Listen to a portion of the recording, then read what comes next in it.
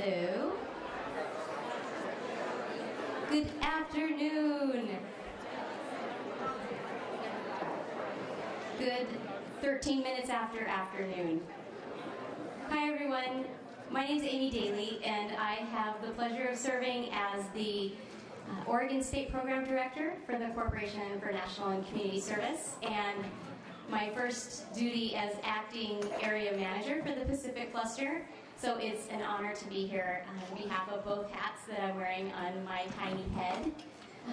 And I just wanted to bring to you now a virtual welcome from our CEO, Wendy Spencer. Hello everyone, thanks for attending the Regional Training for National Service. This is a super opportunity for great peer-to-peer exchange. And I know that you're going to learn a lot from each other. We've got great wind at our backs with the President announcing a National Service Task Force so that we can showcase ways for the federal government to work with local governments, to work with state governments, the private sector, public entity, nonprofit, everyone coming together to join in. How can national service make an impact? Making sure we have strong performance measures. We're accountable. Recruiting great members and participants to serve with us. Recruiting additional volunteers to serve alongside us. This is a wonderful opportunity for all of us to learn together. You have CNCS staff present at the training too. Please make sure you reach out to each one of them and talk to them about what you need to have even greater impact with your program. So thanks so much for attending the training. Have a great training and good luck as we get ready for a big new year.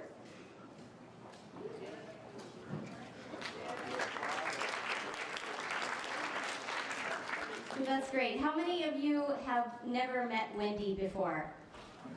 Oh, you are in for a treat. She is all that in a bag of chips because she is amazing when it comes to her knowledge in depth and experience as a former commission executive director and just a longtime fan of national service. So we're thrilled and really honored to have her as our champion. And I told her when I was in DC in September that I feel like you are our local and our champions for the field. So she said she was a fan of the field champion terminology, so don't be surprised if you hear that again, but it was mine. So let's just be clear. So I just want to take a few minutes and kind of figure out, I think Wendy and Daniel were asking about who's in the room, but I just want to get a nice visual so you can understand kind of the attraction that this event has drawn from across the Pacific Cluster and beyond. So give me just 1 second.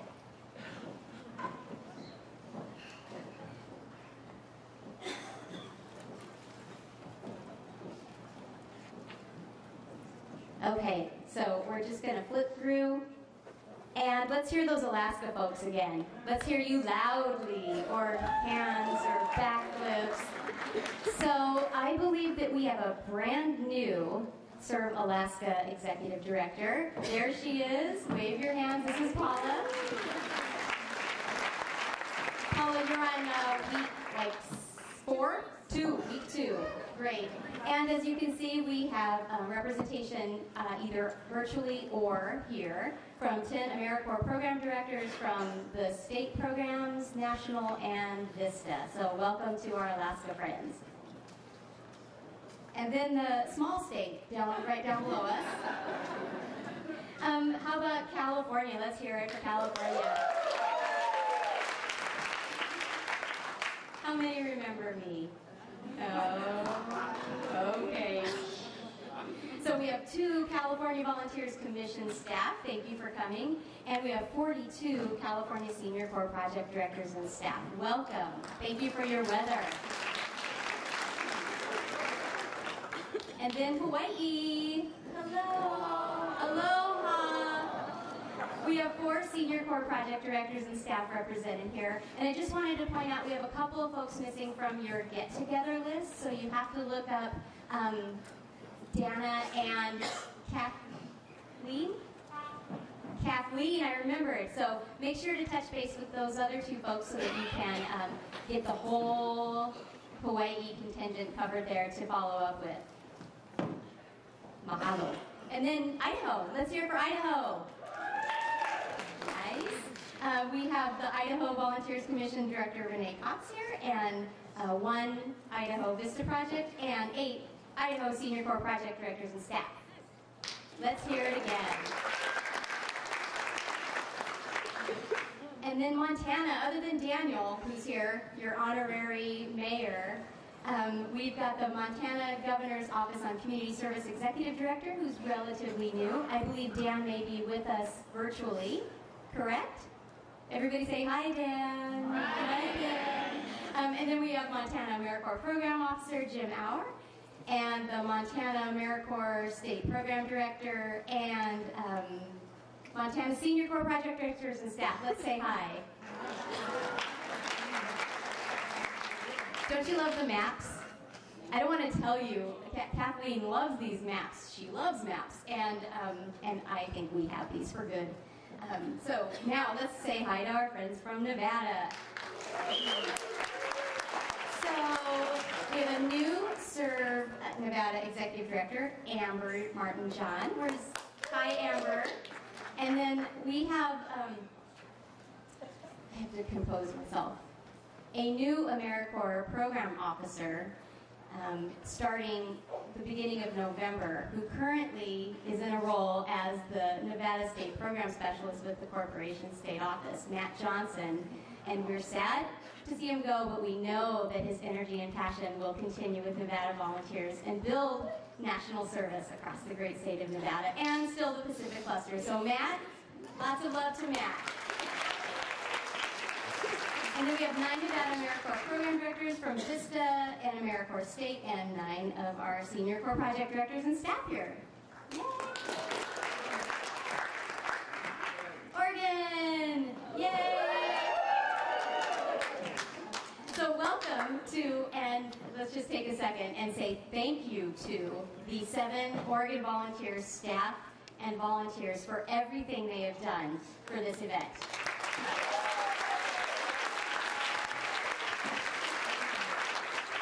They worked tirelessly through the furlough.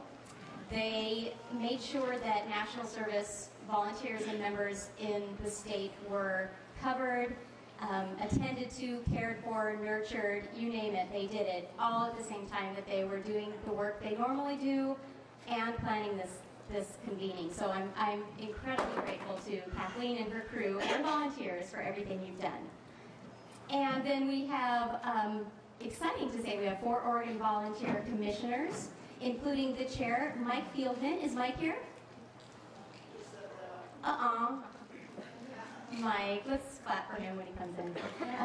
And then 9 Oregon National Program Directors and 16 AmeriCorps State Program Directors. 1 AmeriCorps Vista Project. Where are you? From Oregon? Hi. And then we have 24 Oregon Senior Project Directors and staff. Hello, let's hear it for Oregon Senior Corps. 14 Oregon Community Partner Organizations, 13 Oregon Court Appointed Special Advocate, or CASA, program staff, and 6 local speakers. So all of the energy going into this convening really has paid off. Thank you, Oregon. And Utah. So we want to say, Spirit.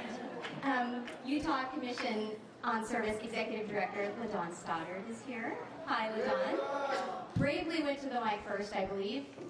Fantastic. And AmeriCorps Program Officer Jana Larson. Hi, Jana. 12 Utah AmeriCorps State Program Directors, 1 Utah Vista Project, and 14 Utah Senior Corps Project Directors and staff. Welcome.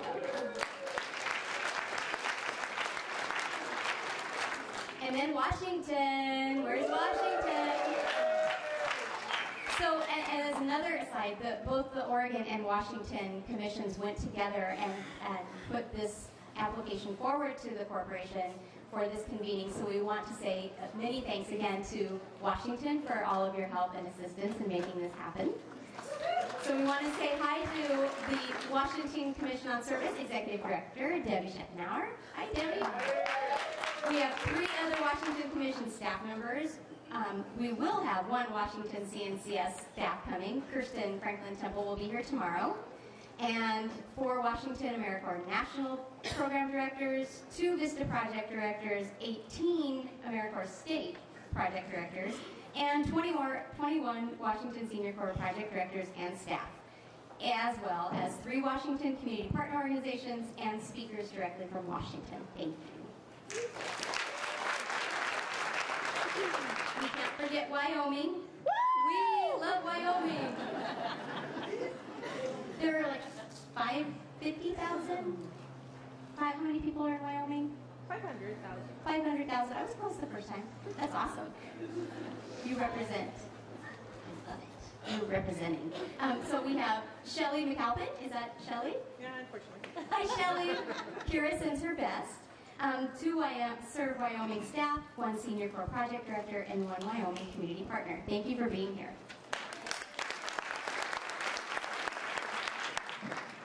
Then we have, I think we have folks that are joining us. I know we have is Serve Guam here in the room? They may be joining us virtually, and 1 Northern Marianas AmeriCorps Program representative. So let's hear it for our folks.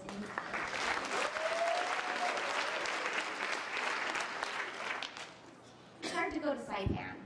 That's all I can say. And look good the next day. You think, don't you gain a day or lose a day? Something like that. It would just be a mess. Yes, I wouldn't know what time zone. And we don't want to forget that we have some friends that aren't from the West. But we'll pretend for a minute. So folks that are here on behalf of other states that are bringing expertise, we have Lynette White, who is the Field Financial Management Center Grants Management Officer, here to do Senior Corps fiscal compliance. So Lynette is here up front. Say hello to Lynette. We're excited to have Iowa bring us Rachel Bruns, the Deputy Director of America's State Service Commissions, or ASK. Hello, Rachel. She's tweeting. She's over by the door. And she's joined by Tom Brannon, the Director of America's State Service Commissions. Hi, Tom. Tom's not from Iowa. He's actually from D.C. And we have Valerie Green, the Corporation for National and Community Service General Counsel, up here. Say hi, Valerie. Kinza Ghaznavi from the Corporation's Grants Management Office, and she is a Grants Management Specialist. And Doug Godesky from the Corporation in headquarters. He's a Senior Grants Officer. So let's say hello to all of our friends. And then there are a number of you online virtually, so we want to extend our best wishes and thanks for being with us. And we hope that you are getting as much out of this virtually as we are in person. And thank you for sending in your questions and comments during the Q&A. So that does it for who we are and where we've been. Let's see now if I can entertain you with some really great news. I would like to invite up Valerie Green and Debbie Schettenauer to talk a little bit about the Service Impact Awards and to give you a special glimpse into what they did to deserve those awards. And then afterward, we will hear from our keynote for the rest of the afternoon from Valerie Green, who is, again, our General Counsel from the Corporation for National and Community Service.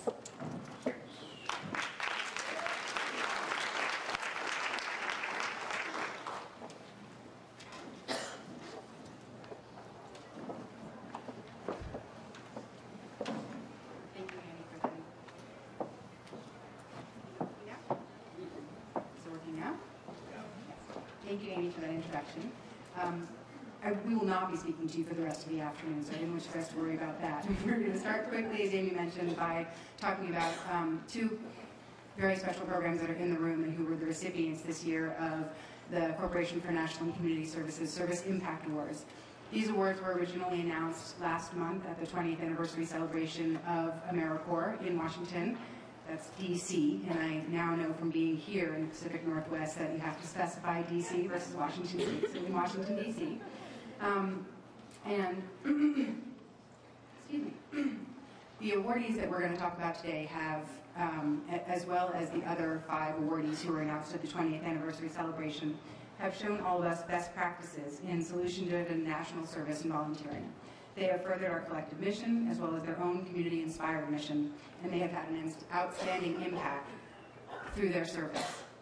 As I mentioned, 2 of the winners of the Service Impact Award for 2013 are here in the room today, and it is my honor and Debbie's honor to be able to recognize them here in front of you. First, in the area of disaster services, we have with us the Washington Conservation Corps from Washington State.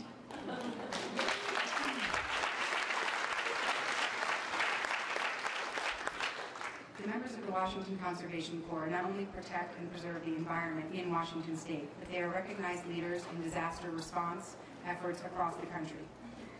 From what I understand, the Washington Conservation Corps is known around this country in places where they have responded to disasters for going the extra mile. In recent years, they have responded to Hurricane Katrina, the Joplin, Missouri tornadoes, the wildfires in eastern Washington, and most recently, Hurricane Sandy, where the WCC crews were deployed to New Jersey and New York within days after the storm hit, and they drove across the country to get there. To date, 22 Washington Conservation Corps supervisors and 126 AmeriCorps members have served over 38,000 hours in the Sandy response effort alone. Very impressive. I would like to ask Nick Mott to come and join us up here on the stage. Nick, are you out there? Thank you.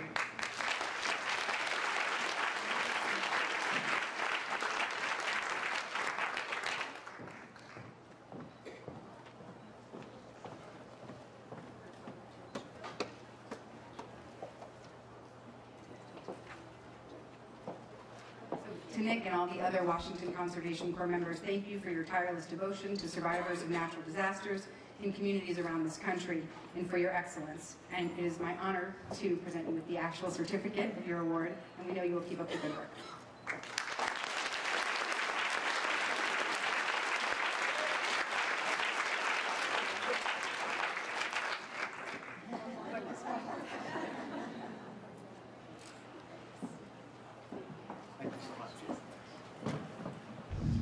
In the area of environmental stewardship, which I know is very important, particularly out here in the Pacific Northwest, we would like to recognize the Parasol AmeriCorps program from Tahoe, Nevada.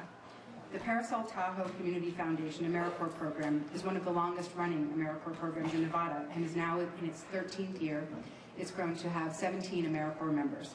This year, the Parasol team engaged the North Tahoe community it serves by asking them to propose projects they felt would meet their community needs. The Incline Elementary School Rocks, a day of dirt, service, and community proposal was ultimately selected by Parasol. For this program, AmeriCorps members educated local students on teamwork and community service by teaching them about the 17 different roles that the AmeriCorps members in their community performed. This innovative project also included 2 days of hands-on volunteerism through the construction of outdoor classrooms.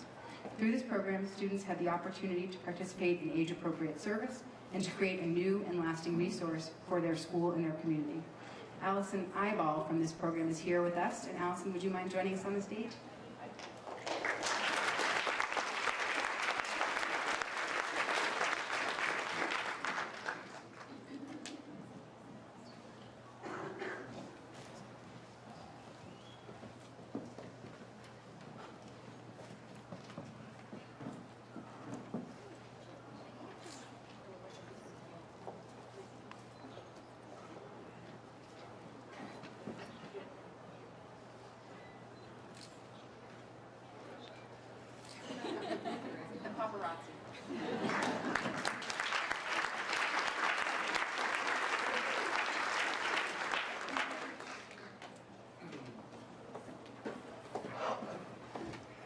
Wow.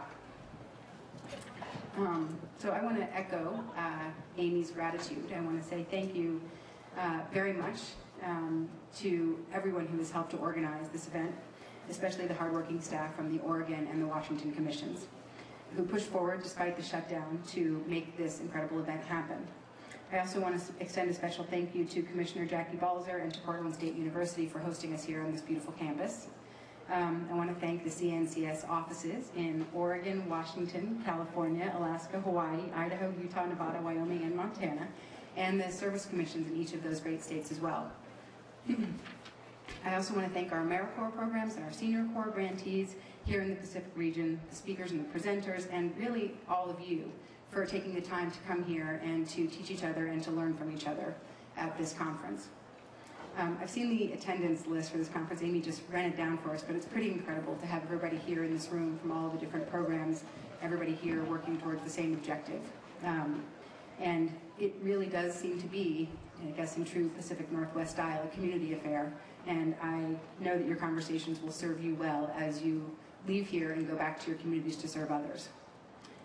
When I was asked whether I wanted to come and spend some time with you here this afternoon, I said yes so fast that I think the person on the other end of the line was surprised. I think it was literally less than 1 minute. I was very excited to get out into the field and to meet with people from this region, sitting in my office in Washington, D.C., in the General Counsel's sort of separated off suite of offices. We have locked doors on both sides because we're close to human capital and it's hard to get to us. I often feel very disconnected, and so when I was asked, I said yes immediately. It wasn't until I started to prepare for what I was going to say that I thought about how you might feel about the fact that I was here. And I thought, oh, they're all probably thinking, ugh, of all the people they could have sent, why would CNCS send the General Counsel?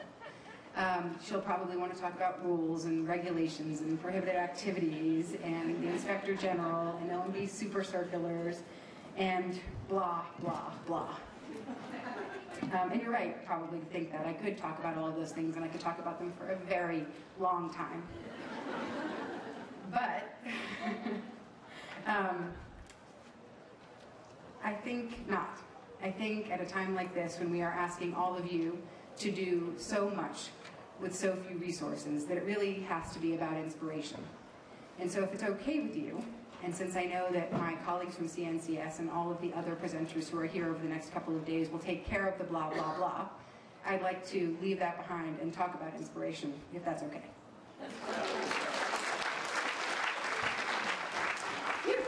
Because my talking points are not about all that other stuff.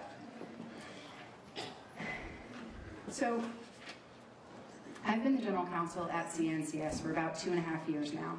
And in those 2.5 years, and what I'm about to say may surprise you, I have been inspired every single day. I came to CNCS from the White House, where I worked in the Office of Presidential Personnel. And my job there was to basically scour the country for hardworking and committed people who wanted to join the Obama administration as political appointees. I recruited people to serve at agencies like the United States Department of Agriculture, the Department of Interior, the Department of Energy, the Environmental Protection Agency, and lots of other agencies as well. Once I found a really qualified candidate, one we really wanted, that's when the hard work began.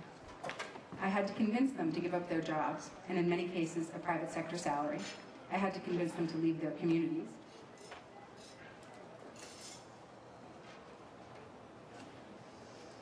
To uproot their families, and to relocate, but only for a limited time, to Washington, yes, D.C.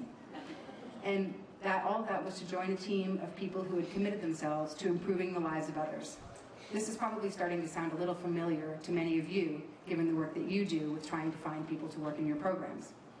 At the White House, we worked hard to attract talented, committed people who would work hard and fast, because you never knew how much time you had, but you knew that it was never going to be enough, to help the president effect real change in this country. And again, I'm sure that this sounds familiar to many of you. Working in presidential personnel has many advantages, but one of the most interesting aspects of my work, aside from getting to meet all of the amazing people who live in this country and who want to serve, is that I got to see the inner workings and the actual work being done at all of the federal agencies, big, like USDA, and small, like the National Labor Relations Board, for example. It was like being at a candy store or a job fair or some kind of career smorgasbord every day, seeing thousands of jobs like that, seeing what thousands of different people did and how they spent their time. The thing is, none of those jobs ever inspired me to leave the White House or even to consider it. None of them, that is, until this job came along. I had a feeling that CNCS and National Service were good enough reasons to leave the White House, and I haven't been disappointed since I did. I was new to service when I arrived at CNCS, but CNCS and service and all of you welcomed me, and I am now a proud member of the service tribe, a true believer, an advocate, a defender, and an innovator, just like all of you. It was you and the work that you do that inspired me from the very beginning, and now I'm hooked. But you know what? I'm not the only one. Recently, I have witnessed a beautiful energy swirling around national service. Back in July, as Wendy mentioned, President Obama announced a new task force comprised of senior officials from cabinet-level agencies and led by Wendy and Cecilia Munoz from the Domestic Policy Council at the White House. The sole purpose of this task force that he created is to expand, and by that he means simply to make more of national service. Let's just take a minute to think about that. He wants to expand national service. And who can blame him? The President recognizes the impact we can all have through national service, and he wants more of it. So he directed the heads of cabinet agencies to find ways to use national service to accomplish their objectives. And he ordered that we develop policies that will expand the impact and the availability of service opportunities. Even having heard all of that, I know it's possible that the task force sounds kind of abstract, or like it's an inside the beltway kind of thing that won't really connect to what you do here in this region. And if you're thinking that and wondering what the task force may mean for you, I want to just tell you three things. The first is, it's a huge vote of confidence for our mission, our work, from the very highest levels, literally the highest level. The President could have chosen another issue to focus on, but he chose service. He chose you. And he would not have done so if he did not have faith in you, and he did not have faith in your partnership with CNCS. I think that the task force and the presidential memorandum it created is also an opportunity for you to convince others of the power and credibility of national service. When you go to meetings and find yourself trying to convince other people of the value of what you do, tell them about the task force. Tell them what the President did. Tell them what he said about service. I sometimes take the presidential memorandum with me when I go to meetings and leave it kind of like a calling card. It has more value than my business card, for sure, right? But it shows people how important the work is that you do. You can find the memo in case you do want to take it with you to meetings on our website at nationalservice.gov. Second, the task force shows us what we already knew, that there are many ways to expand national service, partnering with other federal agencies, as we've done with the School Turnaround AmeriCorps and the Vet Success AmeriCorps, and as the VISTA and Senior Corps programs have done with HHS to increase education around healthcare and access to good quality healthcare. Developing policy initiatives, tapping into the private sector, and the President believes that we are all capable of expanding national service in all of these ways. Third, the task force and the presidential memorandum should be one of your newest inspirations. They are an invitation to innovate, to think creatively about how to grow your programs in our field. I encourage you to be inspired by this opportunity and to let your imaginations run wild as we think together about what we can do. As Wendy and Dan, our speakers this morning, talked about the West, this region, your region, has a history of breaking new ground and of reform. America has turned to the West before for inspiration, and we can do it again now as we contemplate this next wave of national service. Just before shutdown, I participated in a meeting with Wendy and Eric Holder, the Attorney General of the United States. The objective was simple. It was to talk about what national service can do to help the Attorney General tackle his toughest problems. And believe me, as you know, he has a lot of very tough problems. The meeting was, for me, an inspirational jackpot, especially because I'm a lawyer geek. He's the top lawyer in this country. And we met in a room that was the office of Bobby Kennedy when he was the Attorney General. I really actually wish that you all could have been there to hear the Attorney General talk about service, what he believes service can do, and how he needs us, you, to help him tackle challenges like reforming the juvenile justice system, breaking the school-to-prison pipeline, helping those caught in our integration system, helping survivors of domestic abuse. When we left the room, my excitement was so palpable that one of the people in the meeting actually said to me, "Wow, you're really letting your freak flag fly." I didn't know whether she meant my service freak flag, my lawyer freak flag, my policy freak flag, but I didn't really care. I was letting my freak flag fly, and I encourage you all to do the same. I was so proud that the Attorney General believed in all of us as much as he did, and I was inspired that we were going to expand national service to work on many of the issues that have always been important to me personally, and I know to many of you, but for which we haven't always had the resources to address. All of the good things that people like the President and the Attorney General are saying about service, they are saying because of you and what you do every day. Even the government shutdown was, among many things, not all of which are fit to be mentioned here, a testament to the quality of the work that you do, your programs, your strength, your perseverance, and to the wisdom of the design of the national service infrastructure. Everyone at CNCS, I can tell you, is so proud of our Senior Corps, AmeriCorps, SIF partners that continue to deliver vital services during the shutdown. We thank our members and our volunteers who stayed focused on their mission under very difficult circumstances, and we are so deeply grateful to the communities that rallied around our vistas as they continued to work without getting their living allowance during the time of the shutdown.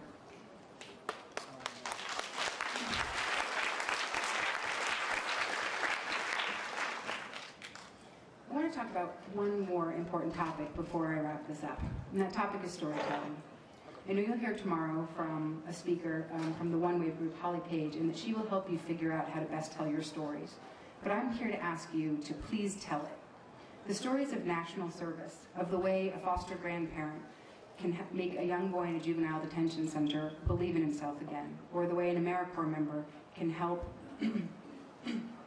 a student catch up so she can read at grade level, or an RSVP volunteer can bring comfort and aid to victims of natural disasters, or a VISTA can build the capacity of a community organization so that it lasts for generations to come, are inspiring. But only if you tell those stories to your elected officials, to the media, through social media, to the private sector, and to the members of your community, will people know what you are doing and be able to support it. Tell everyone what we do together. Tell them about AmeriCorps and Senior Corps and VISTA, and explain why national service matters. One important piece of telling our story is documenting our impact, building a body of evidence that proves the value of national service and volunteering. And the performance measures, there's one of those blah, blah, blahs I wasn't going to talk about, are a big part of this. We know it will take hard work on your part to fully implement the performance measures for your programs, and we know this is especially hard for our Senior Corps friends. So we thank you for your hard work here. But measuring our success is something that we must do, and something we must do together and do in a coordinated manner. I know you'll learn a lot here at this meeting that will help you with this important work, and so I'm glad that you are going to be spending some time on that. Another key piece of your role as a broadcaster for national service is branding. All too often, people don't know that we are all part of one big national service family, that Senior Corps and AmeriCorps and VISTA are all part of CNCS.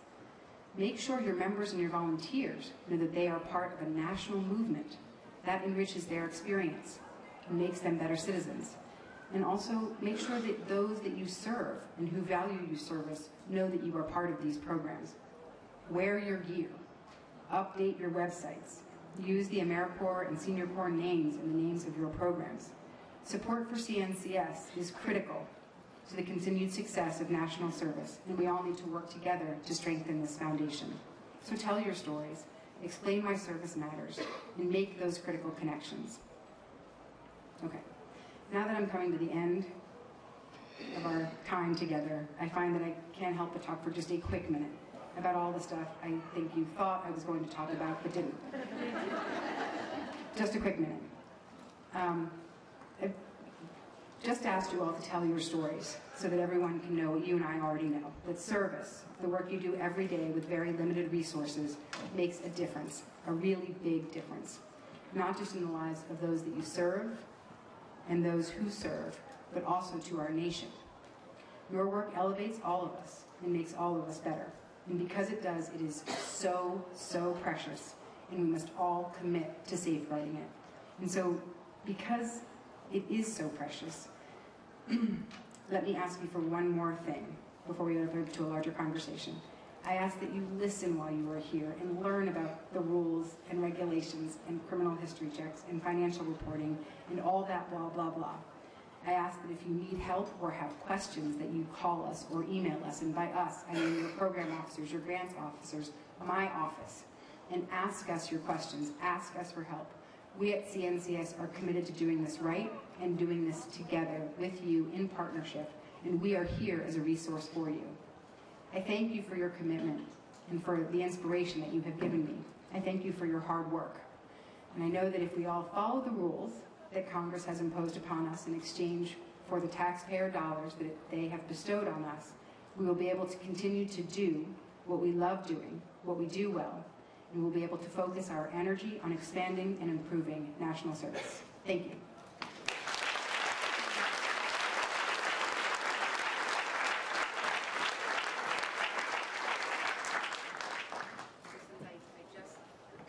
If you have any questions, I'd be happy to answer them. If anybody does have any questions, I would be happy to answer them.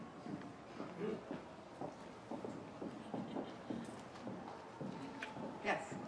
I just want to say thank you. It was very inspiring to hear coming from the General Counsel's office. Thank you very much. You're very welcome. Thank you. Okay, well, you know where to find me, right here for the rest of the day, and then also my phone number and email address are available on our website, so please feel free to reach out anytime. Thank you all very much, and I hope you have a great couple of days.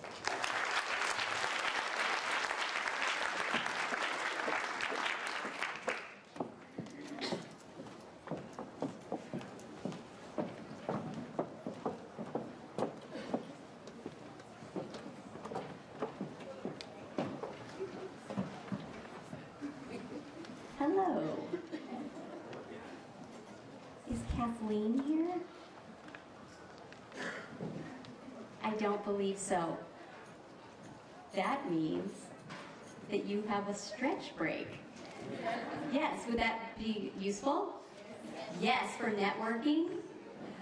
Yes, so we finished about 20 minutes or so, 25 minutes early.